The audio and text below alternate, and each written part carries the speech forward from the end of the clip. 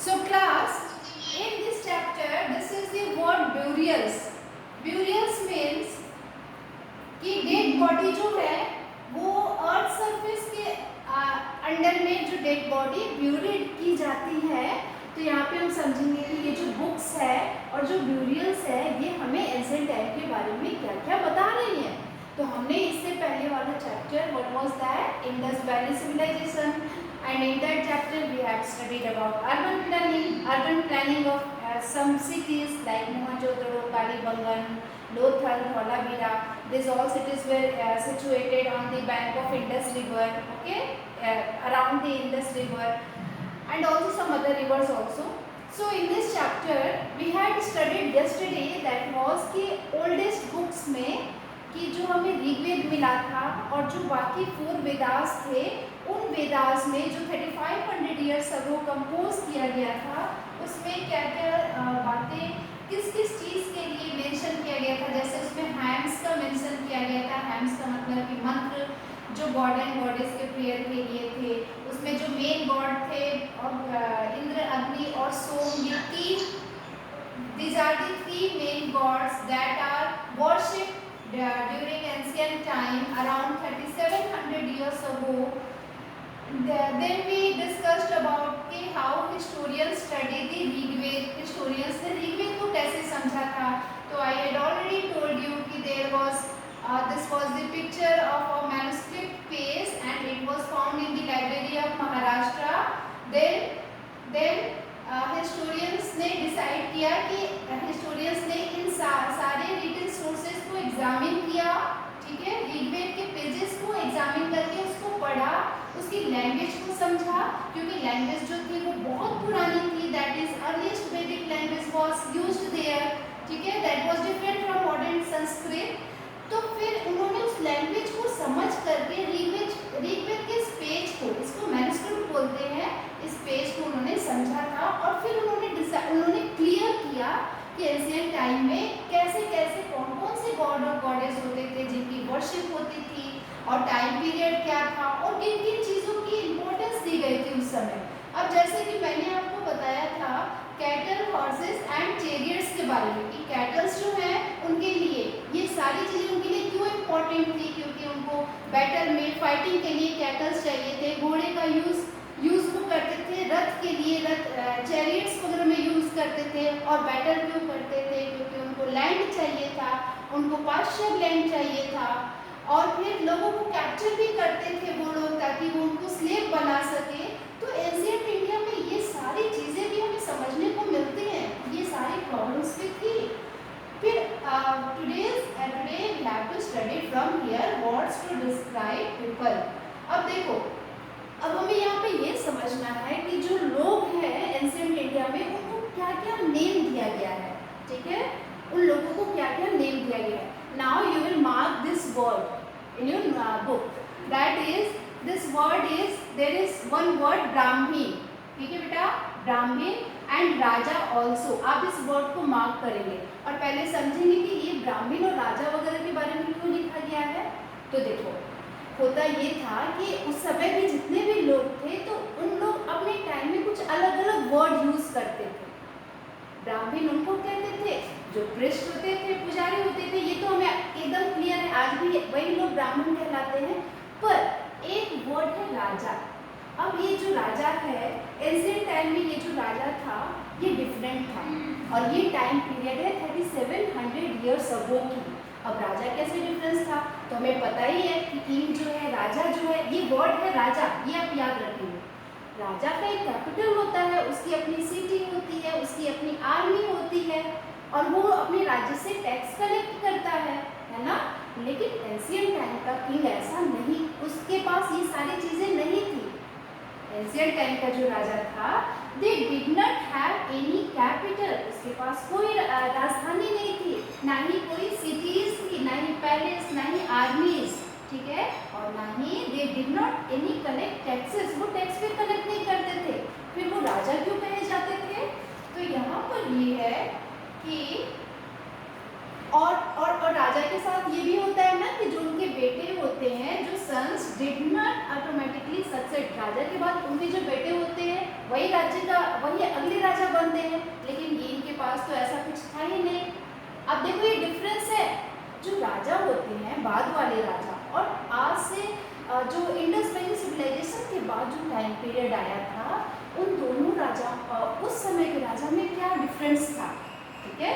तो उनके पास कोई सिटी नहीं थी, कोई महल नहीं था, पैलेस नहीं था, ना ही उनके जो सन्स थे वो उनके बाद उनके राज्य को सक्सीड करेंगे, वो उनके उत्तराधिकारी नहीं बनेंगे, मतलब ठीक है, वो उनके बाद राजा नहीं बनेंगे, और ना ही वो लोग टैक्स कलेक्ट करते थे। क्लियर? तो ये डिफरेंस है, ये एंशिएंट टाइम का है, एकदम माइंड में क्लियर रखना। अब देखो एक नया वर्ड आया है, और वो जो वर्ड है वो क्या है, वो है विश। आप मार्क कर लेना अपने बुक में, ठीक है, VISH, विश। अब इस वर्ड का मतलब क्या हुआ, एक वर्ड है विश और there is one other word that is जना। क्लियर? तो विश और जना का मतलब क्या हुआ, अब देखो आज जना का मतलब होता है the community as a whole, पूरी कम्युनिटी को हम लोग एक जैसे ग्रुप ऑफ पीपल को हम लोग कम्युनिटी कहते हैं, तो उस समय कम्युनिटी को जना कहा जाता था।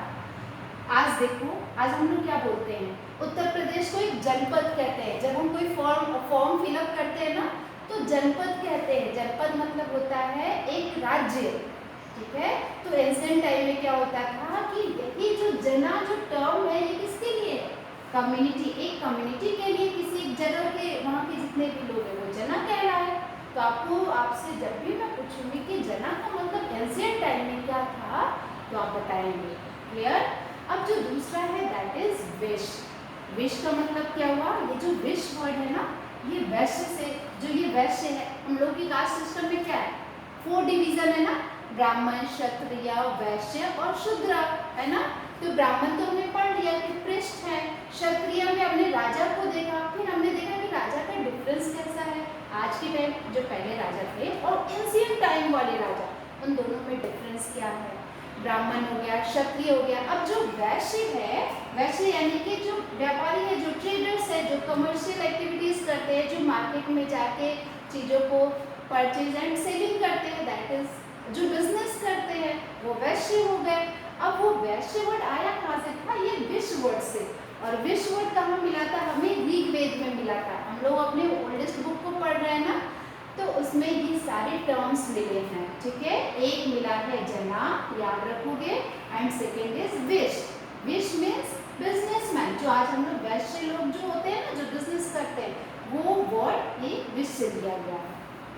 तो अब ये तो हो गया कि विश हो गए और जना हो गए। अब एक नया वर्ड, अब देखो, अब जैसे कि कौन कौन सी कम्युनिटी थी, तो एक पुरुजन था। आप जब कभी महाभारत देखे होंगे क्लास, तो in the Mahabharata Krishna was the clan of भगवान कृष्ण वाज द यदुवंश। वो यदुवंश के थे ना, मतलब वो पूरे यादवों की जो क्लैन होती है, वंशज होती है, वो यदुवंश थी। ठीक वैसे ही एंशिएंट टाइम में क्या था कि पुरु जना थे, यानी पुरुवंश था, भारत जना थे और यदु जना थे, ठीक है। तो ये जना की कम्युनिटी थी अलग अलग। अब आपसे कोई पूछेगा कि अब उस समय ये नहीं था कि उत्तर प्रदेश से इलाहाबाद है और फिर मथुरा है, ऐसा कुछ नहीं था। बहुत एंशिएंट टाइम की मैं बात बता रही हूँ, आप इसको अच्छे से समझ लेना, ठीक है। ये बाद में डेवलप होता है, इसके पहले था जना, और जना में भारत जना, यदु जना, पुरु जना, ठीक है। और जना means community as a whole. Clear? अब थोड़ा सा और आगे आ जाए तो देखो, अब यहाँ पे है next, do any of this names sounds familiar? क्या आप इसमें जो आप जना पढ़े, विश पढ़े, क्या आपको कोई नेम इसमें फेमिलियर दिखा है? तो यहाँ पे हम कैसे समझेंगे कि फेमिलियर है कि नहीं है? फेमिलियर यानी हम उसको जानते हैं। कैसे? मैंने बताया ना, अब अभी हम लोग हिंदी में जो उत्तर प्रदेश के फॉर्म आते हैं, तो जब हम हिंदी में फिल करते हैं ना, तो वहाँ पे लिखा होता है जनपद का नाम, नेम ऑफ योर जनपद, है ना। इंग्लिश और हिंदी दोनों में होता है। तो वो जो जन वर्ड है वो ऋग्वेद के टाइम से आया है, और ऋग्वेद का टाइम पीरियड आपको अच्छे से पता है क्या है। ओके, सो हाँ, तो अब क्या था, अब एक नया वर्ड आ रहा है, that is Arya's. the slew. आप बेटा you all students will mark this word in your book. It's very important. Maybe I will give you to define these words in exam. तो आपको पता होना चाहिए क्योंकि मैंने आपको अच्छे से बता रही हूँ, आपको समझ में आना चाहिए. आर्या मीन्स, अब देखो ये एक नया वर्ड क्या है अभी, आर्या क्या है. तो आर्य जो थे ये वो लोग थे एंशिएंट टाइम में, टाइम पीरियड याद रखोगे डेट, जो ये कहते थे, जो हमने पढ़ा ना कि ऋग्वेद में बहुत सारे हैम्स लिखे थे. हैम्स मतलब होता है मंत्र लिखे थे ऋग्वेद में. तो जिन्होंने ये मंत्र लिखा था वो कह रहे थे कि हम आर्य हैं, ठीक है, वो अपने आप को आर्य कहते थे. और जो उनके अगेंस्ट में होते थे उसको वो लोग दास कहते थे. दास यानी कि दस्यु. और दस्यु वर्ड, अब जो ये दास है इसका कॉन्सेप्ट देखो, इन लोगों ने उसको दास क्यों कहा. जो ये लोग हैंड्स लिखते थे उसको इन लोगों ने आर्यास कहा, और जो इनके अगेंस्ट में थे उनको दास कहा. क्लियर. अब देखो दास कौन है, ये लोग दास उसको बोले जो डिड नॉट परफॉर्म सैक्रिफाइसेस, जो कोई यज्ञ नहीं करते थे, जो कोई बलि नहीं देते थे. सैक्रिफाइसेस मीन्स बलि. एंशिएंट टाइम में क्या होता था, एनिमल्स की सैक्रिफाइसिंग की जाती थी, जानवरों को यज्ञ करने के बाद उनकी बलि दी जाती थी. ठीक है. तो यहाँ पे ये दास, ये लोग उनको बोले जो कोई सैक्रिफाइस नहीं करता था, कोई यज्ञ नहीं करता था. ठीक है. और ये लोग अलग अलग लैंग्वेज भी बोलते थे, इसलिए इनको दास कहा गया. ओके. अब देखो अब जो ये स्लेव्स है, ये जो हम लोग आज स्लेव्स पढ़ते हैं ना, गुलाम और दास, ये सारा कॉन्सेप्ट एंशिएंट टाइम से आया है. तो स्लेव्स जो थे उस समय जो स्लेव्स होते थे, हमने देखा था ना कि जो फाइटिंग करते हैं लीडर्स अपने में से ही चूज हो जाते हैं, चूज किए जाते हैं जो पावरफुल और स्किल्ड होते थे. और वही लीडर्स जो है फाइट करते थे. फाइट क्यों करते थे, क्योंकि उनको लैंड पे कैप्चर करना था, क्योंकि उनको मेन और जो लोग थे उनको कैप्चर करना था जिससे वो पावरफुल बनेंगे, है ना. तो ये लोग स्लेव्स को भी कैप्चर कर लेते थे. जो लड़ाई में हार जाते थे ना, उनको ये लोग अपने पास रख लेते थे. और उसमें वुमेन भी होती थी, याद रखना, वुमेन को भी स्लेव बनाया जाता था. ठीक है. और फिर उनको बहुत अजीब तरीके से ट्रीट किया जाता था, जैसे किसी प्रॉपर्टी के साथ ट्रीट करते हैं. उनको एज अ प्रॉपर्टी देखा जाता था कि ये तो मेरे धन दौलत हो गया, ऐसे देखा जाता था, जो कि अच्छी बात नहीं है. किसी भी ह्यूमन बीइंग को एज अ प्रॉपर्टी डील करना, this is not a good thing. अच्छा, एक चीज और है, Rigveda was being composed in the northwest of the subcontinent. Rigveda लिखा कहाँ गया था, नॉर्थ वेस्ट में. सब कॉन्टिनेंट का मतलब क्या होता है, subcontinent means India is a subcontinent. By because in the land of India, India के लैंड में और भी बहुत सारे देश आते हैं. For the example Bangladesh, Myanmar, Bhutan, Nepal, है ना. और थोड़ा हमारे एरिया में कुछ एरिया पाकिस्तान का भी आ जाता है लैंड एरिया में. तो ये सारे जब हमारे लैंड एरिया पे इतने सारे देश आ रहे हैं, इसका मतलब ये हुआ कि हमारा देश सब कॉन्टिनेंट है. कॉन्टिनेंट मीन्स महादेश, जिसमें बहुत सारी कंट्रीज आती हैं. और फिर कॉन्टिनेंट से जो छोटा होता है दैट इज नोन एज सब कॉन्टिनेंट, जिसमें थोड़े से देश आते हैं. तो अपने इंडियन लैंड पे तो बर्मा आ गया, मैंने आपको बताया ना, म्यांमार, नेपाल, भूटान, श्रीलंका भी हमारे लैंड एरिया में आता है. ये आप याद रखेंगे. ठीक है. ये ज्योग्राफी का मैटर है. तो ऋग्वेद कहाँ लिखा गया था, north west of the sub continent. Okay. तो ये तो हो गया कि हमने कौन कौन से टर्म्स पढ़े. अब हम बात करेंगे साइलेंट सेंटिनेल्स की. साइलेंट सेंटिनेल्स का मतलब the story of the megalith. अब देखो, अब एक नया वर्ड आ गया, व्हाट इज मेगालिथ. अब ये जो वर्ड है मेगालिथ, बेटा अच्छे से समझ लो. मेगालिथ मीन्स होता है स्टोन बाउल्डर्स. स्टोन बाउल्डर्स, बड़े बड़े पत्थर आर नोन एज मेगालिथ. ठीक है. Stone boulders are known as megalith. Clear. Boulders means बड़े बड़े पत्थर. If you don't know the meaning, write down there with pencil on your book clearly and don't ask me कि ma'am boulders means क्या होता है, because I had already told you कि keep a pencil with you and mark these lines. easy हो जाएगा ना. अब देखो, मेगालिथ्स हो गया, स्टोन बाउल्डर्स हो गए. उसके बाद क्या हुआ, ये जो स्टोन बाउल्डर्स से इसको क्या किया जाता था, लोगों के द्वारा चारों तरफ लगा दिया जाता था। किसके चारों तरफ, ब्यूरियल साइट्स के चारों तरफ। ब्यूरियल साइट्स मतलब प्लेस, वो जगह जहाँ पे ब्यूरियल्स यानी डेड बॉडीज को ब्यूरिड कर दिया जाता था, दफन कर दिया जाता था। ठीक है, तो वो हो गया आपका ब्यूरियल्स, वो जगह, the place where the dead bodies were buried.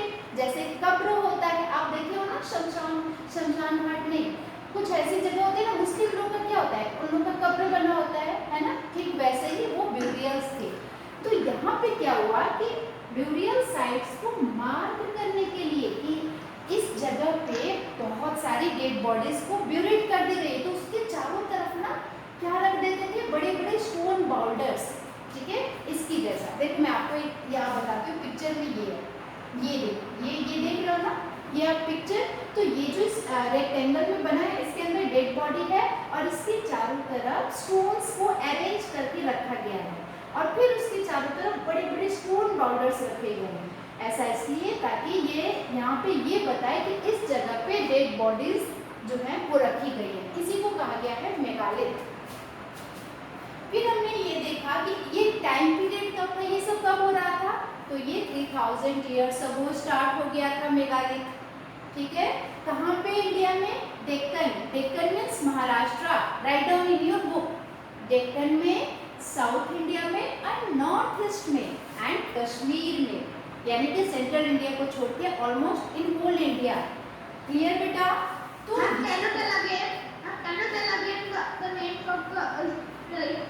Yes बेटा, that is burial sites 3000 years ago से शुरू हो गया था इस तरह से ब्यूरियल साइट बनाना। और कहाँ बनता था, Deccan is in Maharashtra, that area is known as Deccan, south India and north east उधर का आपको पता ही है, एंड कश्मीर, इन सब जगहों पे ब्यूरियल साइट्स बनाना शुरू हो गया था। अब देखो, हमने आपको पिक्चर भी दिखा दिया तो क्लियर हो गया आपको। और इन सब जगहों को मेगालिथिक साइट्स बोलते हैं। हिस्ट्री में sites is a place where we get the sources, जहाँ से हमें कोई हिस्ट्री को जानने के सोर्स मिलते हैं। ओके, अब कुछ मेगालिथ्स ऐसे होते थे, can be seen on the surface, जो सरफेस पे ही दफन किए जाते थे और उसके चारों तरफ स्टोन बाउल्डर्स लगा दिए जाते थे। पर कुछ ऐसे थे जो अंडरग्राउंड थे। ये क्लियर होना चाहिए आपको एकदम, ठीक है। और फिर इस तरह से ये स्टोन बाउल्डर्स लगा दिए जाते थे। अब एक क्वेश्चन है कि डिगिंग पिट्स इन द अर्थ, देखो अब इतना सब कुछ होता था तो ये लोग कैसे करते थे इतना सब कुछ, तो यहाँ पे कुछ काम दिए गए थे। या तो ये पहले डिगिंग पिट्स इन द अर्थ में पहले डिगिंग पिट्स मतलब होते हैं गड्ढे, ये लोग अर्थ में गड्ढे खोदते होंगे, फिर स्टोन्स को ट्रांसपोर्ट करते होंगे, एक जगह से दूसरी जगह लेके जाते होंगे, बाउल्डर्स को तोड़ते होंगे, बाउल्डर्स मतलब बिग स्टोन, उसको तोड़ते होंगे, फिर क्या करते होंगे, उस पत्थर को ले जाके एक जगह पे उसकी पोजीशन पे रखते होंगे, फिर फाइंडिंग सुटेबल स्टोन और कोई अच्छा सा पत्थर ढूंढते होंगे उसको शेप देने के लिए, फिर उसको उसमें ब्यूरिड कर देते थे, उसके चारों तरफ लगा देते थे, ठीक है ना। तो ये पूरा उनका तरीका था कि वो कैसे करते थे। अब यहाँ पे है, अब नीचे आया, अब नीचे आप देखेंगे ऑल दिस ब्यूरियल्स, अच्छा ये सारे ब्यूरियल्स जितने भी है ना, अब इनके कुछ फीचर्स थे। एक वर्ड आया है बेटा, mark this word in your book, what is that, black and red where. Black and red where means कि जो ब्यूरियल्स जो ब्यूरिड होते थे, जो डेड बॉडीज ब्यूरिड की जाती थी, उनके साथ कुछ पॉट्स रखे जाते थे। पॉट्स मीन्स बर्तन, और वो ब्लैक और रेड कलर में होते थे, that is known as black and red ware. Okay, उसके अलावा besides that we found the evidence of tools and weapons of iron and sometimes skeletons of horse equipment and ornaments of stone and gold। इतनी सारी चीजें dead body के साथ buried की जाती थी, ठीक है। क्या क्या, ब्लैक एंड रेड वेयर यानी कि ये पॉट्स, फिर टूल्स एंड weapons, उसके साथ टूल्स और weapons भी डाल दिए जाते थे, आयरन के टूल्स डाले गए थे, और समटाइम्स स्केलेटन्स ऑफ हॉर्सेस, जो घोड़े होते हैं उनकी स्केलेटन्स मिली हैं। जो आर्कियोलॉजिस्ट गए थे वहाँ पे तो ढूंढ के निकाले तो उनको स्केलेटन्स ऑफ हॉर्सेस मिली हैं। हॉर्स इक्विपमेंट्स और जो घोड़े देखो, ये जो पिक्चर है ना, इस पिक्चर में देखो कि ये घोड़े के लिए जो वो बांधा जाता है ना उसके गले में, ऐसी मिली है एविडेंस में। ये क्या है, ये कुछ आयरन का बना हुआ एक्सेस, एक्सेस मतलब कुल्हाड़ी जिससे हम लोग मिट्टी को खोदते हैं ना, तो ये सारी चीजें आयरन की बनी हुई उस डेड बॉडी के साथ मिली थी। उस नहीं, मेगालिथ में जब वहाँ पे जाके उस साइट पे एक आर्कियोलॉजिस्ट को ये सारी चीजें डेड बॉडी के साथ मिली थी। तो आप याद रखेंगे what are the things that we found with the dead bodies. Okay, now finding out about social difference. अब हमें सोशल डिफरेंस का जानना है कि भाई डेड बॉडीज तो मिल रही हैं, इतना सारा सामान भी मिल रहा है, लेकिन इससे सोशल डिफरेंस का क्या कॉन्सेप्ट है। अब देखो यहाँ पे क्या है कि कुछ ऐसे स्केलेटन मिले हैं बेटा जहाँ पे मोर ऑब्जेक्ट्स, बहुत सारे ऑब्जेक्ट्स जो हैं एक ही ग्रेव में मिले। ग्रेव मतलब होता है कब्र, write down there, grave means कब्र। जब एक ही कब्र में बहुत सारे सामान मिले हैं तो ऐसा मालूम चलता था कि ये जो है ना, ये जो डेड बॉडी है ये किसी रिच का है, किसी धनी व्यक्ति का है, क्लियर। और जिसके साथ थोड़े से सामान मिलते थे उससे ये पता चल जाता था कि ये जो डेड बॉडी है वो किसी गरीब की है, वो किसी गरीब की है, पुअर पीपल की है। तो एक स्केलेटन मिली थी कहाँ पे, ब्रह्मगिरी में। Brahmagiri is in Tamil Nadu. Okay, अब देखो मैं ब्रह्मगिरी को आपको दिखा दूं। तमिलनाडु में ब्रह्मगिरी कहाँ है, मैप नहीं है क्या इस चैप्टर में।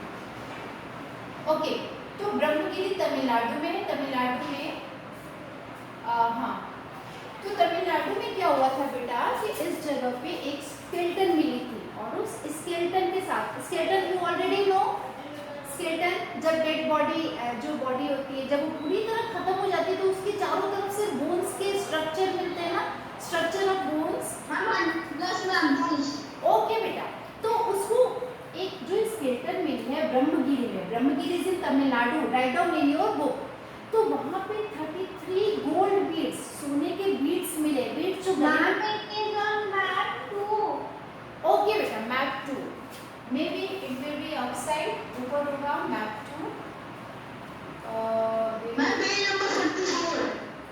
ओके बेटा, आई एम सीइंग हियर 44, इसमें तो नहीं है, इट्स ओके, नो प्रॉब्लम। आप बेटा you always mark this place Brahmagiri in Tamil Nadu. Okay, फिर हम आगे क्या करते हैं। ओके बेटा, आई विल सी यू, पहले मैं इसको कंप्लीट करूँ फिर मैं आपको दिखाऊंगी। अब यहाँ पे क्या था कि जो स्केलेटन मिली थी तो इससे कैसे सोशल डिफरेंस के बारे में पता चलता है, कौन रिच है, कौन पुअर है, कौन लीडर है, कौन फॉलोवर है। तो देखो क्या हुआ था कि मैंने बताया ना कि ब्रह्मगिरी जो जगह है, कहाँ गया ब्रह्मगिरी, यस, ब्रह्मगिरी में एक स्केलेटन के साथ गोल्डन बीड्स 33, 2 स्टोन बीड्स, पत्थर की बीड्स मिली है। बीड्स वही is an ornament that is used to wear in the neck. 4 copper bangles, bangles चूड़ियाँ मिली है कॉपर की, एंड 1 कंच शेल, और शेल मिला है। अब शेल वो लोग जिससे कुछ भी खेलते होते होंगे, इस टाइप की चीज़ें मिली है। तो इससे पता चलता है कि ये जो होगा ना स्केलेटन किसी ना किसी जरूर रिच डेड बॉडी की होगी। तो इससे हमें क्या पता चलता है कि जिसके पास मोर ऑब्जेक्ट्स फाउंड किया गया किसी ग्रेव में, तो पता चलता है कि they were rich, others were poor, some were chiefs, others में भी फॉलोअर, कुछ उसमें लीडर होंगे, कुछ फॉलोअर्स होंगे। तो हमें सोशल डिफरेंस के बारे में पता चल गया। अभी आगे देखेंगे कि व्हेयर सम ब्यूरियल स्पॉट्स। बेटा just give me 2 minutes more, just give me 2 minutes only. Okay, where some burial spots meant for certain families. अच्छा, क्या ऐसा भी होता था क्या कि फैमिलीज के सारे लोगों को एक साथ ब्यूरेट कर दिया गया हो? तो देखो ऐसा मिला है, इसके भी एविडेंस मिले हैं। Megaliths contain more than 1 skeleton, एक से ज़्यादा स्केलेटन भी मिले हैं। कहाँ पे मिले हैं? अब देखो, अब क्वेश्चन ये है कि इतने सारे लोग क्या एक साथ सबकी डेथ एक साथ हो गई होगी? ऐसा तो नहीं हुआ होगा, एक पहले एक की डेड बॉडी होगी, फिर कुछ समय बाद दूसरा आया होगा तो फिर उसको भी वही उसी जगह पे ले जाके ब्यूरेट कर दिया गया होगा, क्योंकि ये लोग तो स्टोन बॉर्डर्स ऑलरेडी लगाते ही थे। क्लियर? और फिर ये लोग कैसे जाते थे, कैसे उसको वहाँ पे रखते थे, तो एक वर्ड है पोर्ट होल्स। पोर्ट होल्स इंपॉर्टेंट वर्ड है, आपसे match of the following fill in the blanks में पूछा जा सकता है। पोर्ट होल्स क्या है? The bodies of those who died later were brought into the grave through the portholes। पोर्टहोल से ले जाके वो उस बॉडी में, वो उस ग्रेव में, कब्र में जो डेड बॉडीज होते थे उनको ले जाके वहीं पे उसके द्वारा, उसके मीडियम से ले जाके उसमें डाल देते थे और फिर चारों तरफ स्टोन बॉर्डर्स लगा देते थे। तो हमें इसका भी एविडेंस हो गया, हमें इसका भी एविडेंस मिल गया। पोर्टहोल्स वर्ड को क्लियर कर लेना। And the last one is that is storage Inamgaon. Inamgaon क्या है? ये एक प्लेस है इन महाराष्ट्र। महाराष्ट्र में क्या हुआ था, वहाँ पे एक रिवर है भीमा रिवर, याद रखना बेटा, Bhima river is in Maharashtra. एक उनकी एक और I am not audible to you class। Okay बेटा, सो महाराष्ट्र में ओके महाराष्ट्र में जो भीमा रिवर है उनका टाइम पीरियड, तो उस समय क्या मिला था? इनामगांव। इनामगांव इज इन महाराष्ट्र, लिख लेना यहाँ पे लोकेशन में, Inamgaon is in Maharashtra. Map to page 14, मैं भी आपको दिखाती हूँ पेज 14 पे, दो याद रखोगे, ठीक है। तो वहाँ पे जो डेड बॉडी मिली है उसका जो हेड है, डेड बॉडी का जो सिर है वो नॉर्थ की तरफ है, ठीक है। बस इतना ही समझो और बहुत ज़्यादा आपको नहीं समझना है।